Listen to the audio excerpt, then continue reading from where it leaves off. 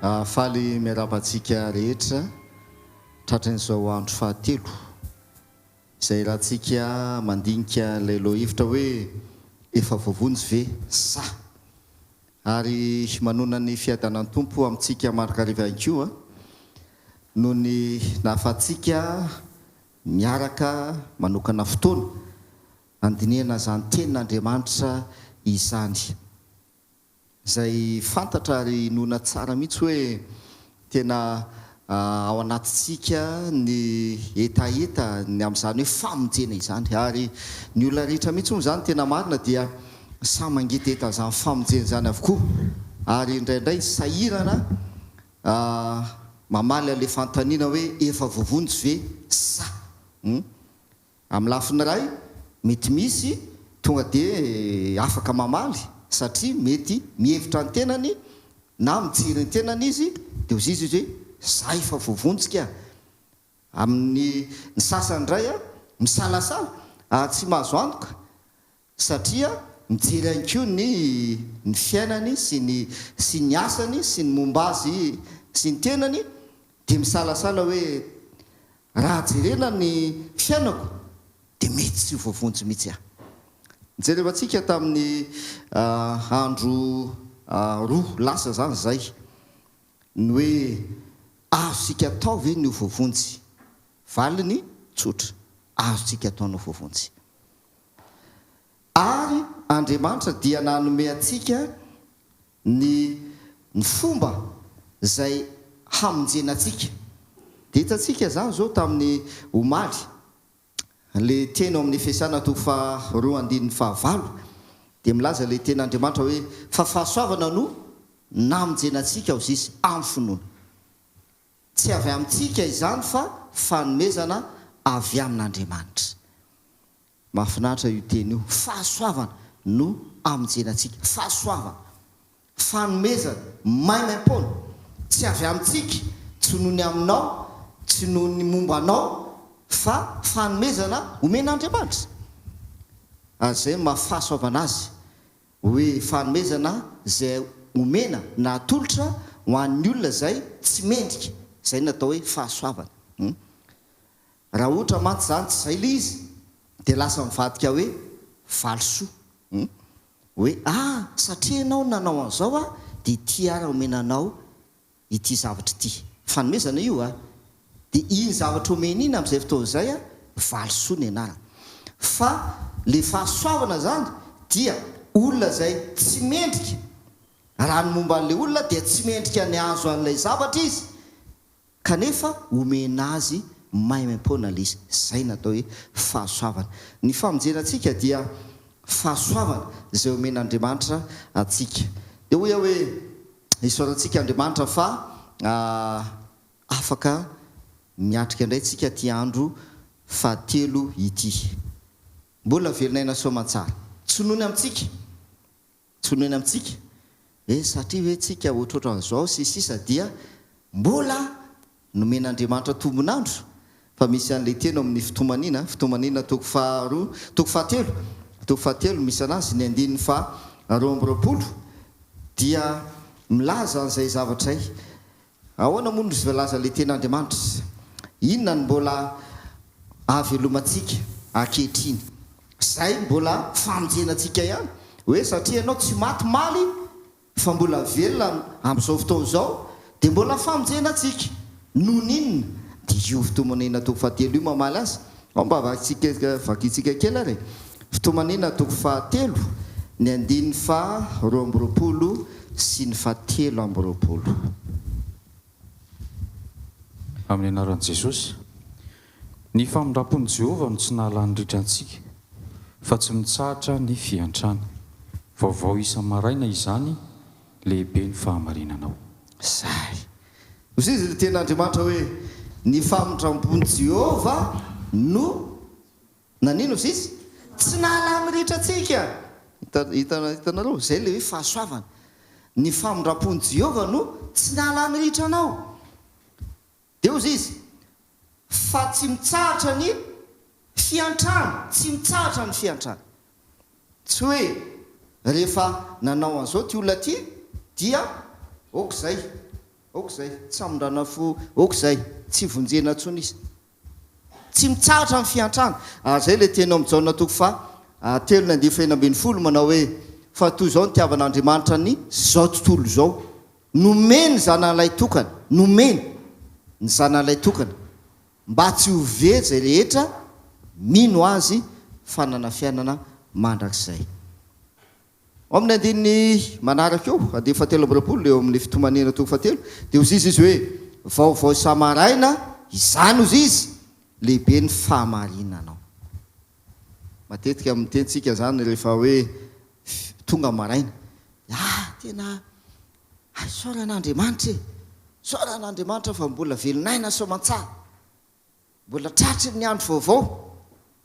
Azadiny Genesisy toko voalohany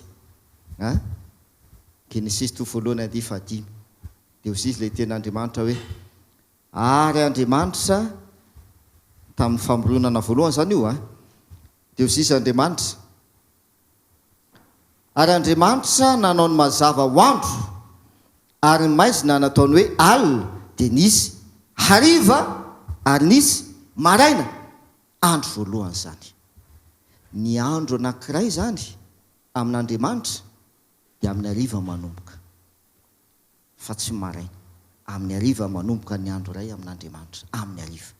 Matoa zany ianao velonaina maraina dia no ny asan'Andriamanitra zay nataony nanomboka maly hariva satria maly hariva nanomboka ny andro sady zay le Genesisy maly hariva ne nanomboka ny andro anankiray fa tsy hoe zao maray zao izy vao manomboka ny andro tsia maly hariva miletika masoandro no nanomboka ny andro anankiray ka hatramin'ny hariva miletika masoandro. Dia indraindray fahazarantsika zany dia hoe misaotra an'Andriamanitra fa tratry ny andro vaovao efa nanomboka maly hariva ny andro vaovao ary ny fitahian'Andriamanitra sy ny famindrapon'Andriamanitra aminao dia tsy maraina vao manomboka fefa maly hariva ny nanomboka.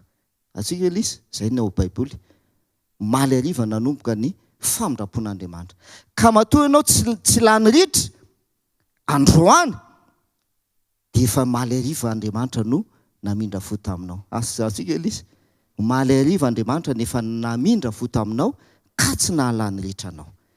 Zay ohatrotra zay zany le famindrapon'Andriamanitra sy ny famonjeny atsika. Dia niresakitsika ihany koa maly ny hoe mila manatona an'Andriamanitra ianao. Raha tsy misy famonjena amin'ny hafa nomena atsika Asan'ny Apôstôly toko 2:12 raha tsy misy famonjena amin'ny hafa nomena atsika afa-tsy i Jesosy Kristy dia mila manatona an'Andriamanitra ianao. Manatona an'Andriamanitra satria Andriamanitra efa nanatona atsika hatramin'ny voalohany. Hitantsika zany Genesisy toko 7:1-5 Andriamanitra nefa nanatona atsika hatramin'ny voalohany fony mbola mpanoto sika fony nanota ny olombelona dia efa nanatona Andriamanitra. Satria Andriamanitra efa nanatona anao dia ianao mila manatona an'Andriamanitra. Dia rehefa manatona an'Andriamanitra dia miova ny fiainana. Hitantsika ihany koa zay maly hoe ny olona anankiray zay manatona an'Andriamanitra izy dia miova ny fiainany manomboka eo. Zay le teny Jesosy manao hoe tsy avy antsony marina ozy fa ny mpanota mba hibebaka. Antsony Jesosy anatona azy le mpanota dia rehefa antsony le mpanota anatona azy dia miova ny fiainany fibebahana. Metano yaos izy ny teny Grika. Ary eo ihany koa le hoe raha fanomezana fahasoavana namonjena atsika mila mandray an'le famonjentsika. Mandray an'le famonjena. Raisina le famonjena. Zay omeny Jesosy atsika tsiraray avy. Dia zao ary amaky toko sy andinina anankiray tsika ao amin'ny Jaona voalohany toko 5:12. Inona moa zany no antoka ao atsika ny amin'ny famonjena atsika. Mandray ny famonjena manatona an' Jesosy inona no antoka ho atsika ny amin'ny famonjena. Jaona voalohany toko 5:12. Izay manana ny zanaka no manana ny fiainana. Izay tsy manana ny zanak'Andriamanitra no tsy manana ny fiainana. Zay, io ny antoka tompoko. Izay manana ny zanaka, manana fiainana. Izay manana ny zanaka, manana fiainana. Aza misalasala tsony zany tsika ny amin'izany famonjena zany. Rehefa ianao no mandray an' Jesosy, manana an' Jesosy, manana fiainana ianao. Izay manana ny zanaka, manana fiainana. Izay mahatonga le afatra omaly hoe mila mandray an' Jesosy tsika, mandray an' Jesosy Kristy, mandray an'le famonjena izay omen'Andriamanitra amin'ny alalan'i Jesosy. Dikan'izany dia izao, ny olona anankiray izay manana an' Jesosy dia tsy mitovy amin'ny olona anankiray izay tsy manana an' Jesosy. Io teny io miteny milaza an'izany. Izay manana ny zanaka, manana fiainana izy. Izay tsy manana ny zanaka, tsy manana an' Jesosy, tsy manana fiainana izy.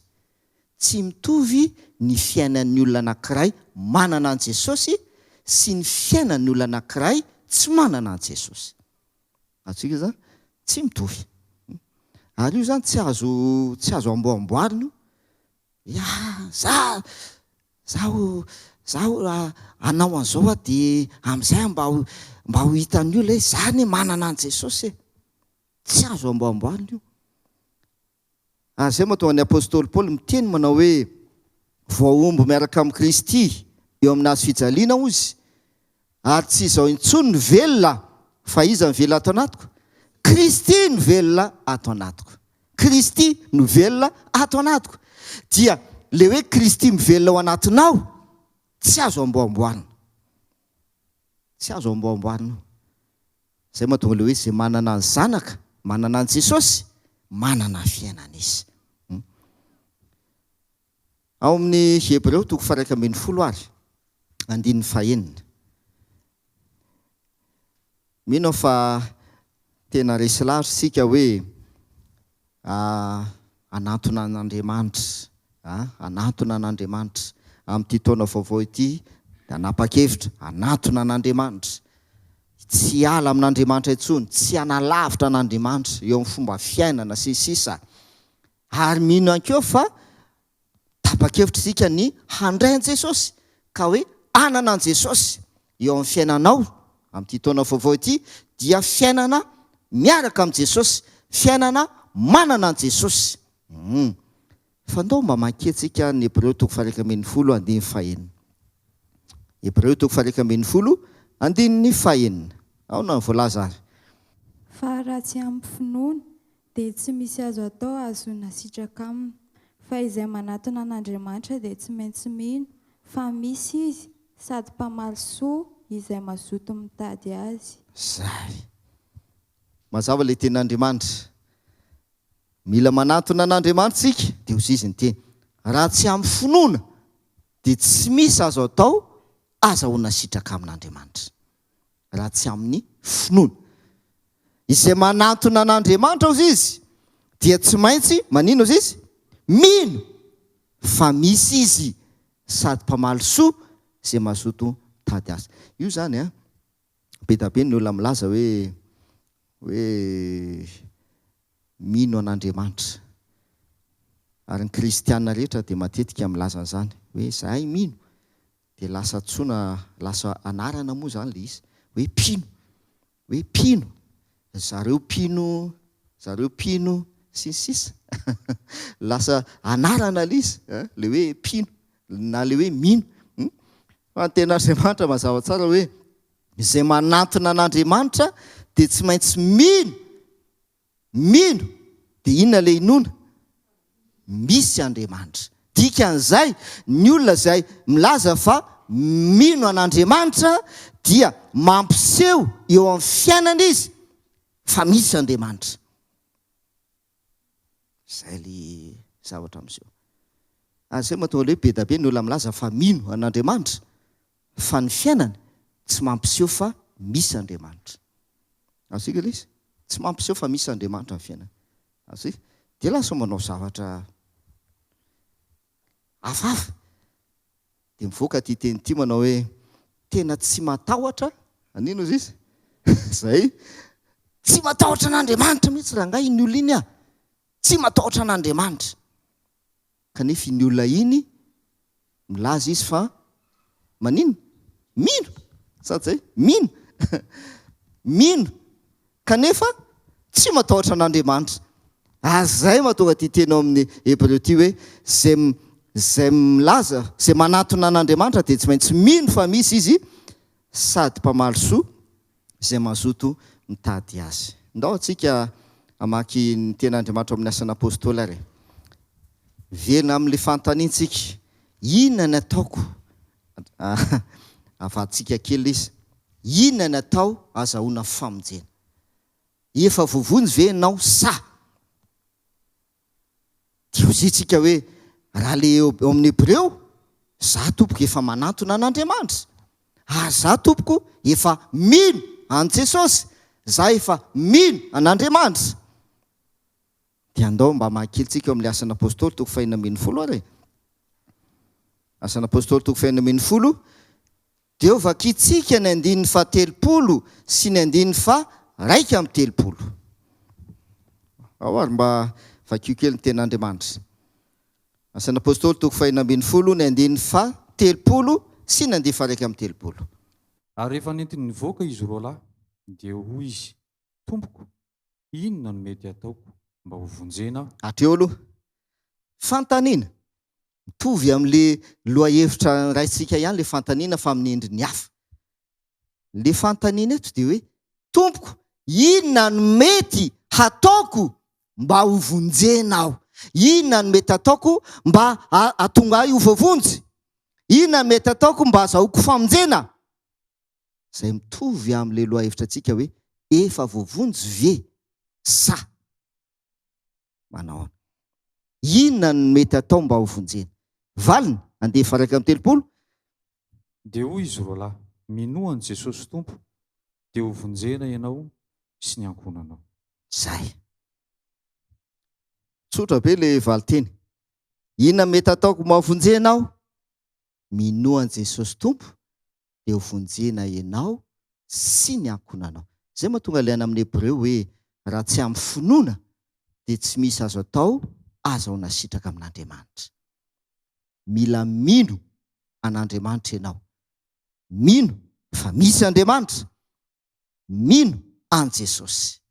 Satria tsy misy famonjena amin'ny hafa no menantsika, hafa Jesosy, dia mila mino an Jesosy ianao. Zany hoe raha fitiantsika zany zao zay 3 andro zay, miaraka amin'ity andro anio ity zany dia tsotra ihany. Jesosy no mpamonjy antsika. Jesosy no afaka mamonjy antsika. Voalohany, manatona an Jesosy. Faharoa, mandray an Jesosy. Fahatelo, mino an Jesosy. Mino an Jesosy. Tsotra zay le zavatra sy atao. Dia mety ilaza amin'izay tsika zany zao. Raha mamala le fantaniana hoe efa voavonjy ve ianao sa? Dia raha io zany zao no lazaina hoe mino an Jesosy dia ho vonjena ianao. Dia be dia be ny tonga dia miteny hoe za zany voavonjy e. Za voavonjy e satria maninona? Mino an Jesosy. Za zany voavonjy satria mino an Jesosy ahy e. Dia andaontsika mba maky ny toko sy andiny anankiray ary.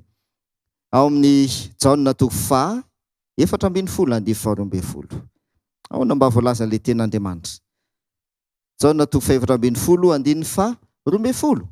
Lazaiko aminareo marina dia marina tokoa. Izay mino ahy ny asa ataoko no ataony koa.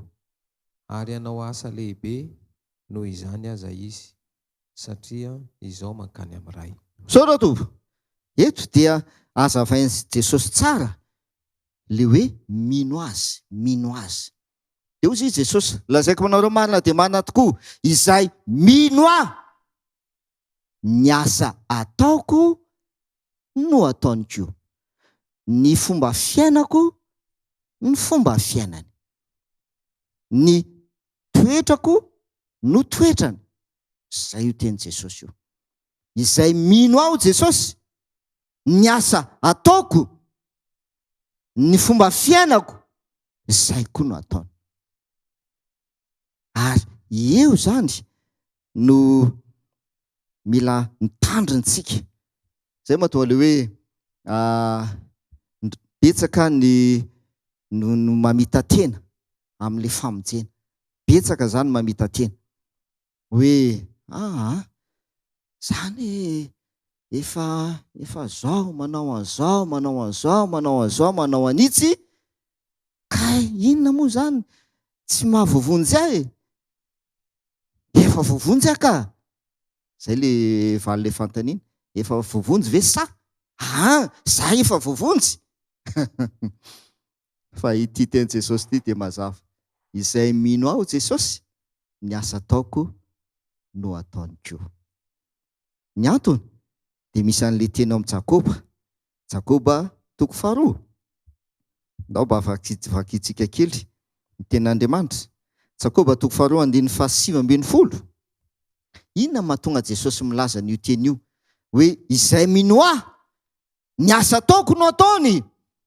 Fa tsy hoe asany tena no ataony.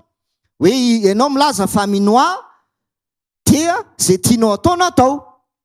Fa tsy ilay nataon'i Jesosy na ny fomba fiainan'i Jesosy, fa ny fiainanao no tianao hiainana. Dia ndao mba hamaky antsika Jakoba 4:7. Aonao izy ny tenin'Andriamanitra. Ianao manao fa iray ihany no Andriamanitra, koa tsara izany ataonao izany. Ny demônia koa mba mino izany ka dia mangovitra. Zay. Mazava be le tenin'Andriamanitra. Ianao izy mino fa iray ihany Andriamanitra. Zay le Hébreux 1:14. Izay manatona an'Andriamanitra dia tsy maintsy mino fa misy izy. Dia ozy izy eto. Ianao mino fa iray an'Andriamanitra. Misy Andriamanitra. Tsara ozy izy zany ataonao zany. Mino an Jesosy dia hovonjena ianao. Sady zay le asan'ny apôstôly 2:10. Tsara zany ataonao zany. Mino fa misy Andriamanitra, mino fa iray an'Andriamanitra, mino an Jesosy, tsara zany ataonao zany. Fa ozy izy ny toyiny. Ahoana ozy izy ny toyiny? Ny démonie koa mba nino ozy izy? Mba mino an'izany. Ny démonie koa mba mino an'izany. Fa mangovitra izy. Mazava be ny Baiboly. Aika ny démonie mino fa misy Andriamanitra. Dia mahagaga tompo fa misy olona, olombelona, tsy mino ny fisian'Andriamanitra. Asika zany tena mampieritreritra anie. Misy olombelona tsy mino ny fisian'Andriamanitra. Fa eto aza zao miteny ny Baiboly fa na ny devoly aza, devoly mino fa misy Andriamanitra. Na ny devoly aza mino fa iray ihany le Andriamanitra. Dia misy koa olona tsy mino an'izany hoe iray ihany n'Andriamanitra, fa hoe be da be le Andriamanitra. Sady tsy efa nandre zavatra ohatran'izany nareo. Misy olona tsy mino an'Andriamanitra anankiray. Sady zay tsy mino hoe iray ihany ny Andriamanitra, fa aminy be da be le Andriamanitra. Dia ianao hoe zany, ahoana re zany ilazako an'izany? Ianao hoe zany ahoana re zany? Satria le hoe ny démonie koa ny mino e. Mino fa iray ihany Andriamanitra. Ianao nefa zany tsy mino fa iray ny Andriamanitra. Dia tsy haiko ianao hoe zany ambany noho ny démonie sa? Ratsy noho ny devoly sa? Ratsy noho ny devoly? Sa hoe tsy haiko e. Mampieritreritra be ne le ataon'le olombelona. Ataon'le olombelona io, olombelona. Ary zay no tokony hoe ampieritreritra antsika olombelona. Io teny amin'ny Jakoba 4:7. Ho antsika olombelona izay milaza fa mino. Mino. Dia zao ny toyiny. Mino, ny démonie mino fa iray ihany Andriamanitra. Tahaka antsika izay mino an'Andriamanitra iray ihany. Fa zao mampiavaka azy, mangovitra izy. Inona mampangovitra azy? ilay jauna toko fahefatra ambin'ny folo andininy fa 12. Io mampangofotra azy. Satria io Jesosy izay milaza fa mino an'Andriamanitra izy, dia ny asa ataon'i Jesosy no ataony koa. Ny demonia nefa mino an'Andriamanitra. Satsy zay? Ny demonia mino fa ray an'Andriamanitra. Fa mangovotra izy satria ny asa ataony tsy araka an'izay. Dia izay no tena mila tandremantsika. Dia raha fitiantsika zany ny hafatra dia tsotra ihany. Efa voavonjy ve ianao sa minoan Jesosy Tompo dia ho vonjeny ianao. Minoan Jesosy Tompo dia ho vonjeny ianao. Mety nihevitra ianao tamin'ny lasa, tamin'ny taona lasa iny hoe zany nino an Jesosy, fa tsy tanteraka ilay teny Jesosy hoe raha mino ahy ianao, ny asa ataoko no ataonao. Fa amin'ity taona vaovao ity, ndao hanapa-kevitsika ny ino an Jesosy tokoa, ka ny finoana an Jesosy dia hiainana isan'andro, ary miseho isan'andro eo amin'ny fiainanao ny finoana an Jesosy. Ka afaka hiteny ianao tahaka ny Timoty, any amin'ny Timoty voalohany misy izay toko izay andeha izay, dia miteny Timoty manao hoe fantatro izay noko. Timoty faharoa azafady, toko voalohany andiny 12. Fantatro izay inoko hoy ny teniny. Fantatro izay inoko. Fantatro marina ve izay inonao? Satria io olona izay inonao io, Andriamanitra izy io, fa tonga olona ka maty mba azahoanao famonjena. Io izay inonao io dia tsy iza fa Jesosy. Dia miteny aminao izy hoe raha mino ahy marina ianao dia ny asa ataoko no ataonao. Ary ny fiainanao dia fanehoana ny asan'i Jesosy Kristy. Zay zany le hafatra. Ny fiainanao dia fanehoana ny asan'i Jesosy. Ny fiainantsika dia fanehoana ny toetran'i Jesosy Kristy. Izany no hafatra izay ampitena amintsika amin'ity andro fahatelo ity. Ary indrindra amin'izao andro taona vaovao izao. Taona vaovao. Ndao tena ho amafisitsika ny finoana an Jesosy Kristy. Tsy hanao tahaka ny demonia. Mino fa misy Andriamanitra, mino fa ray an'Andriamanitra, fa mangovotra satria tsy maneho eo amin'ny asany ny finoana an'Andriamanitra izy. Amin'ity taona vaovao ity dia izany no fanapa-kevitra ho raisitsika.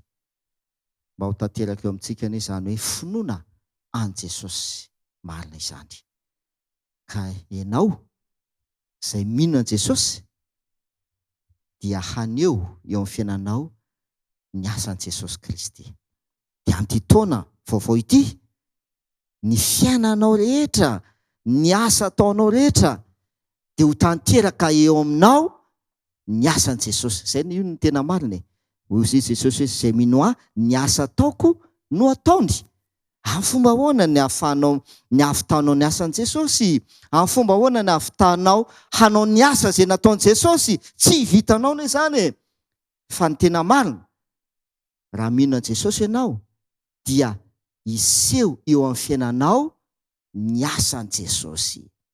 Ny asan'i Jesosy hiseho eo amin'ny fiainanao. Ny asan'i Jesosy Kristy. Andriamanitra ne hitantsika rehetra ka ho tanteraka amintsika ne zany finoana an Jesosy Kristy izany. Ka afaka hitentsika ao amin'ny asan'ny apôstôly toko fainambin'ny folo teo, 2:30. Mino an Jesosy Tompo dia ho vonjeny ianao. Mino an Jesosy dia ho voavonjy ianao. Ho tanteraka amintsika ne zany. Amen. Ndeha hiaraka hivavaka raisika. Rainay izay ny an-danitro, misaotra anao zahay satria nampahafantarinao anay fa ny finoanan' Jesosy dia tsy zavatra ambava eo am-bolitra na ivelambelany fotsiny ihany, fa miseho eo amin'ny fiainana, miseho eo amin'ny asa, miseho eo amin'ny toetra ny finoanan' Jesosy Kristy. Amin'ity taona vaovao ity, aoka mba ho tanteraka eo aminay izany finoanan' Jesosy izany, ka azo antoka izay ny amin'ny famonjenanay, ka ho tanteraka aminay ilay teny manao hoe minoan' Jesosy dia ho vonjena tokoa ianao. Aoka tsy ino zavatra hafa izahay, aoka tsy ino fomba hafa izahay mba azahoana famonjena, fa tsy misy hafa Jesosy iray ihany. Ary aoka tsy hiala eo amin'i Jesosy Kristy ny finoanay. Ary Jesosy Kristy, ilay tompony finoanay sy mpanefa izany, no hanatanteraka tokoa ny famonjenanay tsirairay avy. Misaotra tompony amin'ny famonjena izay atolotra ao, tonoana sy angatanay amin'ny anaran'i Jesosy amin'ny vavaka izany. Amen.